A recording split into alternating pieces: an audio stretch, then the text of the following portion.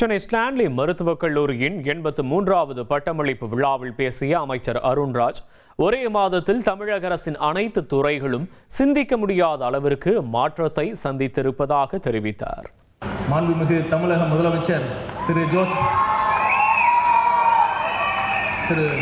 Joseph Vijay அவர்கள் தலைமையில் எவ்வளோ ஒரு சிறப்பான ஆட்சி நடந்துட்டு இருக்குன்னு நான் சொல்லி உங்களுக்கு தெரிய தேவையில்லை. இந்த ஒரு மாதத்தில் என்னென்ன துறையில் எவ்வளோ ஒரு மாற்றங்கள் இந்த மாதிரிலாம் நடக்குமா அப்படின்னு யாருமே யோசிக்க மாட்டாங்க.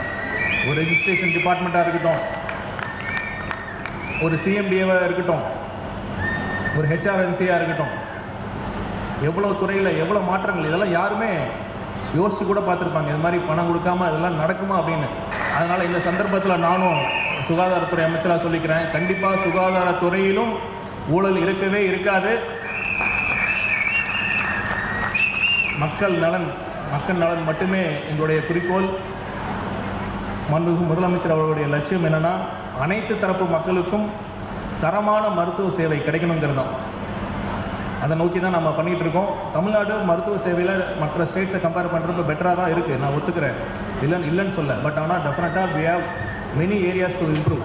1,31,00,000 மனங்களை வென்ற தந்தை டிவி யூடியூப் சேனல். தவிர்க்க முடியாத தம்ப்நெயில், கலக்கலான கான்டென்ட்ஸ். நீங்களும் இந்த குடும்பத்தில் இணைய இப்பவே சப்ஸ்கிரைப் பண்ணுங்க. அசுரபலம் கொண்ட எங்கள் டிஜிட்டல் கரங்களில் உங்கள் விளம்பரங்களை சேர்க்க வாட்ஸ்அப் பண்ணுங்க. 893988883778. Email advttv@dttv.in.